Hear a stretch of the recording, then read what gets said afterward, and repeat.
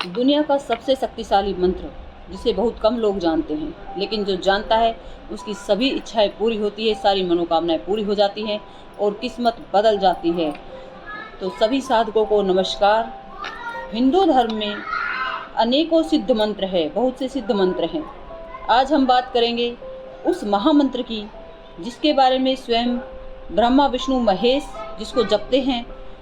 और आज हम करेंगे इसी महामंत्र के बारे में चर्चा जिसे और कोई नहीं जानता, बहुत कम लोग जिसे जानते हैं, जिसे स्वयं ब्रह्मा विष्णु महेश राम कृष्ण सभी जपते हैं। अगर उस महामंत्र को जपेंगे तो ब्रह्मा विष्णु महेश राम कृष्ण जैसी शक्ति हमारे अंदर भी आ जाएगी। जो चाहोगी वो कर लोगे, आपकी सारी मनोकामनाएं पूर्ण हो जाएंगी, किस्मत एकदम बदल जाएगी, आपको ईश्वर की प्राप्ति हो जाएगी। इसी जीवन में, इसी जन्म में आप ईश्वर को पा सकेंगे। तो वीडियो शुरू करने से पहले कमेंट में हर हर महादेव जरूर लिखिएगा। और अगर आप चैनल पर नए हैं तो चैनल को सब्सक्राइब कर लीजिए, प्रेस आइकन को प्रेस कीजिए ताकि इसी तरह की अच्छी वीडियो आप लोगों को मिलती रहे। तो ज्ञानियों, साधकों, एक बार शिवजी बैठे थे, ध्यान में मग्न थे। तो पार्वती माता को बड़ी आशंका हुई कि ये क्या कर रहे हैं, महादेव किसे जपते रहते हैं, मुझे वह जानना है। पार्वती माता ने पूछा शिवजी से कि हे नाथ, आप यह दिन रात रम में रमे रहते हो, लीन रहते हो, किसका ध्यान करते हो? तो शिवजी बोले कि मैं तो राम का जाप करता हूँ। राम जाप करते हो? शिवजी ने कहा, हाँ, मैं तो राम का ही जाप करता हूँ। तो पार्वती की माता की आशंका थी वो और बढ़ गई। उन्होंने कहा, चलिए राम जी के पास चलते हैं, वह किस में लीन रहते हैं, किसका वे जाप करते हैं, मुझे जानने की इच्छा है। शिवजी ने कहा, ठीक है पार्वती, चलो। जब वे दोनों राम जी के पास गए और राम जी से भी वही प्रश्न किया कि राम, आप किसको जपते हो? पार्वती माता की आशंका थी, बढ़ रही थी, तो उनसे रहा नहीं गया और उन्होंने जाते ही प्रश्न कर लिया। राम बोले, मैं तो शिव को ही जपता हूँ, शिव का ही जाप करता हूँ, मैं तो शिव में ही रमा हुआ हूँ। यदि कोई जातक, कोई प्राणी शिव की पूजा किए बिना मेरी पूजा करता है तो मुझे वह स्वीकार नहीं होती। अब पार्वती की आशंका और बढ़ गई और उन्होंने कहा, मुझे मेरे प्रश्न का उत्तर नहीं मिला, मैं जानती हूँ आप लोग मेरे साथ अटखेली कर रहे हैं। तो वे सब मिलकर विष्णु जी के पास गए। जब विष्णु जी के पास गए तो उनसे पूछा कि हे नाथ, हे प्रभु, आप किसका जाप करते हैं? कौन है आपके आराध्य जिनकी भक्ति में आप खोए रहते हैं? तो विष्णु जी ने कहा कि मैं तो ब्रह्मा का जाप करता हूँ।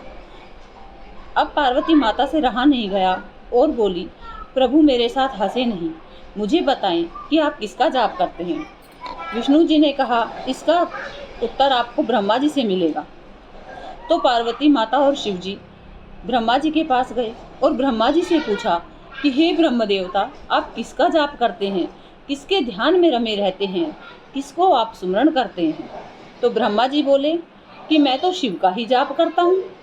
अब पार्वती माता की आकांक्षा का कोई ठिकाना ना रहा। वे बोली, आप मेरे साथ मस्ती मत कीजिए, मजाक मत कीजिए, मुझे बताइए कि किसका जाप आप करते हैं, मेरी जानने की इच्छा है। वे बहुत व्याकुल हो गई। अब उनके इस रूप को देखकर शिवजी मंद मंद मुस्कुराने लगे। पार्वती ने शिवजी को मुस्कुराते हुए देखकर और भी अधिक व्यथित होकर कहा, हे नाथ, मुझ पर दया करते हो तो मुझे बताओ कि आप किस चीज का जाप करते हो, वह आखिर कौन सी चीज है जिसमें आप सभी रमे रहते हो? शिवजी थोड़े मुस्काए, लेकिन पार्वती जी की शंका और बढ़ रही थी, बढ़ते बढ़ते बहुत ज्यादा हो गई थी। उनकी व्यथा शिवजी से देखी नहीं गई और बोले कि हे देवी, हम तो एक दूसरे का ही जाप करते हैं, हम सभी एक दूसरे में रमे हुए हैं। पार्वती माता बोली कि ऐसा मत करिए, आप मुझे सच में बताइए कि आप किस चीज का जाप करते हैं। आप मुझे उस महामंत्र के बारे में बताइए जो आप जाप करते हैं। तब शिव जी बोले, हे पार्वती, ध्यान से मेरी बात स्मरण करो। हे देवी, ध्यान से सुनो, जो मैं आज तुम्हें बताने जा रहा हूँ वह महामंत्र है जो सब में रमा हुआ है, सबके पास है, परंतु कोई उसको जानता नहीं है, और जो जान लेता है वह रमता नहीं है, और जो रम जाता है वह स्वयं ईश्वरीय रूप धारण कर लेता है। शिवजी बोले, पार्वती मेरी बात ध्यान से सुनो, ना मैं राम को भजता हूँ ना राम मुझे भजते हैं। हम सब उस महामंत्र को भजते हैं जो सृष्टि के हर प्राणी में रमा हुआ है, जो हर प्राणी में है। जितने भी लोग इस धरती पर रहते हैं सभी के अंदर यह महामंत्र है, पर भजता कोई नहीं है। वह महामंत्र कण कण में विद्यमान है, जिस महामंत्र से सृष्टि की रचना हुई है, पर लोग उस महामंत्र को जानते नहीं हैं। हम सब उसी महामंत्र का जाप करते हैं, उसी महामंत्र का ध्यान करते हैं, उसी महामंत्र को हर इंसान के जीवन का उसी महामंत्र से हर इंसान का जीवन सफल होता है। हर इंसान अपने जीवन को सफल बना सकता है। इंसान में वह महामंत्र खुद में रमा हुआ है और सभी भगवान में एक होकर यदि उस मंत्र का जाप करें तो भगवान में एक होकर अपनी सभी मनोकामनाओं को पूर्ण कर सकते हैं। सभी इच्छाएं पूरी हो जाती हैं, किस्मत बदल जाती है। जो भी व्यक्ति इस महामंत्र का जाप करता है, समझ लो उसने सभी वेदों पुराणों का ज्ञान पा लिया है। तो माता पार्वती ने पूछा, हम सब में कहाँ? जब शिवजी ने कहा कि श्वास हम सबके अंदर है, श्वास ही वह महामंत्र है जो सब प्राणियों में, सब जीवों में बसा हुआ है। जो उस श्वास, जब जन्म होता है इंसान का तो उसको श्वास दी जाती है, हर प्राणी को श्वास दी जाती है। अब इसे समझोगे कैसे? सुनो, कबीर दास जी ने कहा है कि ना मैं भ्रुकुटी भंवर गुफा में, ना मैं मंदिर मस्जिद में, मैं तो श्वासों के श्वास में। अब महामंत्र तो पता चल गया कि महामंत्र क्या है, श्वास है। जब आप जाप करोगे तो वह महामंत्र प्रकट होता है। प्रकट होने के बाद स्वयं जान जाओगे। कहने को तो हम कुछ भी नाम दे सकते हैं, लेकिन उसके लिए अभ्यास बहुत ज़रूरी है। हम कुछ भी नाम दे देंगे, राम कहेंगे, सोहन कहेंगे, राधा कहेंगे, उस महामंत्र को हम कुछ भी नाम दे सकते हैं, लेकिन आज तक पूरी सृष्टि में उस महामंत्र की तुलना कोई नहीं कर सकता, उसे कोई बयान नहीं कर सकता। वह महामंत्र केवल महसूस किया जाता है, वह रमता है। जो ध्यान करता है, जो रमता है, जो रम जाता है, वही उस महामंत्र को जान सकता है, क्योंकि महामंत्र वही है जिसकी तुलना न की जा सके। आप श्वासों का ध्यान कैसे करेंगे? ऐसी स्थिति में भी श्वासों का ध्यान किया जा सकता है, जैसे कि हम देख रहे हैं, महसूस कर रहे हैं कि हमारी श्वासें चल रही है, श्वास आ रही है और जा रही है। प्राकृतिक रूप से हमारी श्वास ध्वनि पैदा करती है और सोहंग उत्पन्न होता है। इसका अर्थ है शिव शक्ति। सोहंग का अर्थ है शिव शक्ति के साथ, और शिव के साथ शक्ति। जो शिव जी के साथ शक्ति को भजता है वह हर भेद को पा लेता है। लगातार ध्यान करने से इसके बराबर और कोई शक्तिशाली मंत्र नहीं रहता। आपकी सभी मनोकामनाएं पूर्ण हो जाती है। मंत्र क्या है जिसे आप जपेंगे?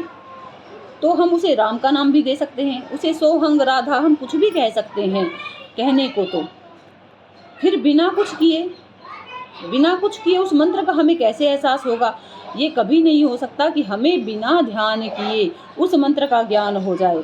यह मंत्र अंदर की गहराइयों में जाकर ही जाना जा सकता है। स्वयं भगवान बताते हैं कि तीसरी आँख, दोनों आँखों के बीच में जो हमारी तीसरी आँख है, हमारी दोनों आँखें हैं, उनके बीच में हमारी तीसरी आँख है। ये दोनों भुवों के बीच में है जो ये भ्रुकुटी, ये हमारी तीसरी आँख है। इस आँख पर ध्यान करके, इस आँख को देखकर, इस आँख से ही हम उस अद्भुत दृश्य का दर्शन कर सकते हैं, उस अद्भुत मंत्र को समझ सकते हैं जिस मंत्र को प्रभु ने स्वयं बताया है। तभी यह मंत्र सिद्ध होगा जब हम लगातार इसका ध्यान करेंगे। आप राम नाम जपे। जब आप राम राम का जाप करते हैं अपनी श्वास के साथ, तो स्वतः ही एक नया मंत्र उत्पन्न होता है। भक्तों, वही वह महामंत्र है जिसे ब्रह्मा, विष्णु, महेश जपते हैं, ध्यान करते हैं, जिसमें वे लीन रहते हैं, और श्वासों को पकड़ने के लिए ही यह मंत्र जाप किया जाता है। मंत्र तो स्वतः ही प्रकट होता है। यही वह सर्वशक्तिशाली महामंत्र है जो बताने की चीज़ नहीं है, जिसे केवल महसूस किया जा सकता है। तो भक्तों, आप जब इस तरीके से जाप करोगे तो वह महामंत्र स्वयं ही प्रकट हो जाएगा। आपके समझ में अच्छे से आ गया होगा कि वह मंत्र क्या है। वह महामंत्र जिससे आपकी किस्मत पलट जाएगी, जिससे आप जीवन बदल सकते हैं। अगर आप उसमें रम गए, उस मंत्र में अगर आपने अपने आप को समाहित कर लिया, तो आप स्वयं ही भगवान के पास इस जन्म में भगवान को पा लेंगे और भगवान आपकी हर इच्छा को पूरी करेंगे। और जो कोई भी आपकी बात समझ में नहीं आई हो तो आप कमेंट कीजिएगा, आपके हर कमेंट का जवाब हम ज़रूर देंगे। तब तक के अगली वीडियो में मिलते हैं, तब तक के लिए जय श्री राम, धन्यवाद।